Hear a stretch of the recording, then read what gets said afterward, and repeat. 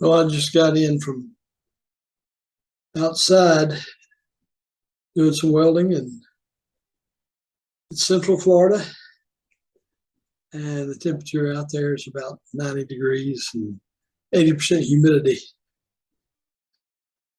So 10:30 is about as late as I can go out there before I have to take a break. I'm really looking forward to the fall and the winter. Then I would be able to weld all day, every day. But one thing that's on my mind after this little session is the question that's been in my mind since I started welding again this year, and that is wire welding versus stick welding. So, because I wanted to do some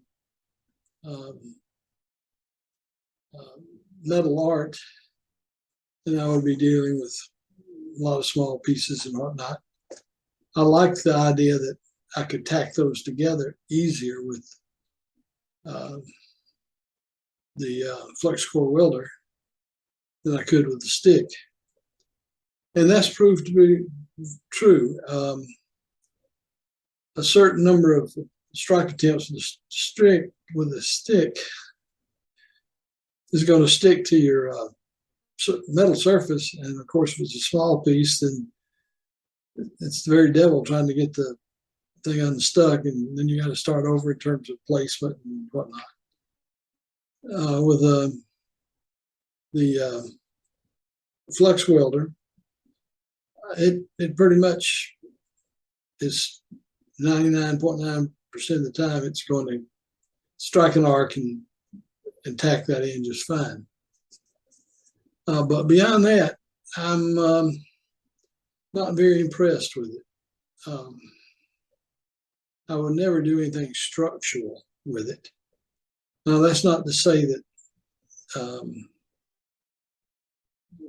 MIG welders are not used successfully, but they're a hell of a lot more expensive than I've got, and a lot better.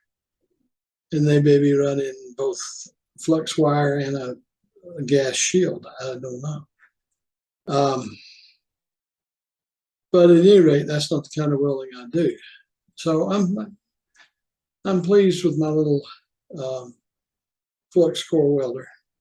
It's only Fluxcore. It doesn't have any provision for gas, so it's a Fluxcore welder, and it's 110 volts, which also would limit the thickness of the material I would attempt to weld with it. Whereas on the other hand, I have two stick welders. One is a Haas. It's a 12-volt generator welder combination, and that I can do in excess of 200 amps. So I reckon I could put together a battleship with that. The downside of it is that it does use gasoline. Plus, I live in a 55 plus community, and it just makes noise. So I bought a 110 220 stick welder, and it can be set up to about, on 220, up to about 140 amps, which means it'll handle a 1/8 inch rod just fine.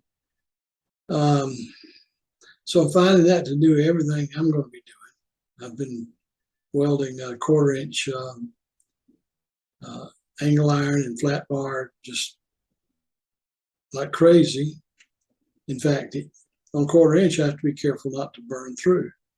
So it's got plenty of amperage. So anyway, I thought I'd put that 2 cents in. I would not have bought the portable DC generator welder thing. It was expensive, about $1,400. And if I were going to go out in the field and weld, it would be perfect. I should try to sell it so somebody gets some good use out of it.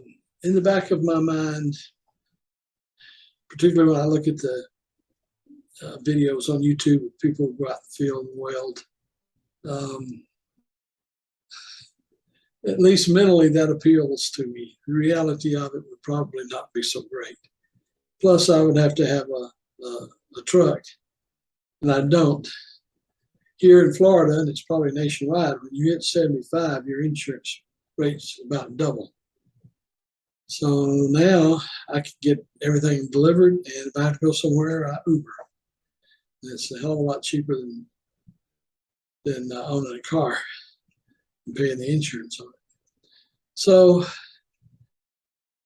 that's the reality of my situation. And to follow up a little bit on the videos that I'm doing for YouTube, I'm trying to come up with some kind of theme or format or something. And I watched somebody's YouTube channel, and they were basically just putting in an appearance every day. Sometimes they had a lot that was worth watching, and sometimes not so much. But you got to know the people that way. And for somebody like me who spends most of my time around the house, it's a good way of meeting people. So hopefully there'll be enough people who watch these and subscribe and like and all that stuff that I won't just be broadcasting out into oblivion. So anyway, that's it for September 1st at 10:30. Please press the subscribe button, the subscribe button, and notifications if you want to continue to see these. Thank you very much.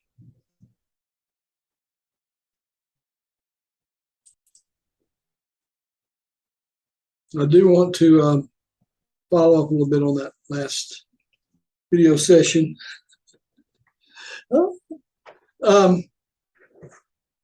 I'm getting better tacking with this stick welder. I don't have a big selection of rods. I've got 60-30, a lot of 60-11, about 2 pounds of 70-18, which I haven't even used yet.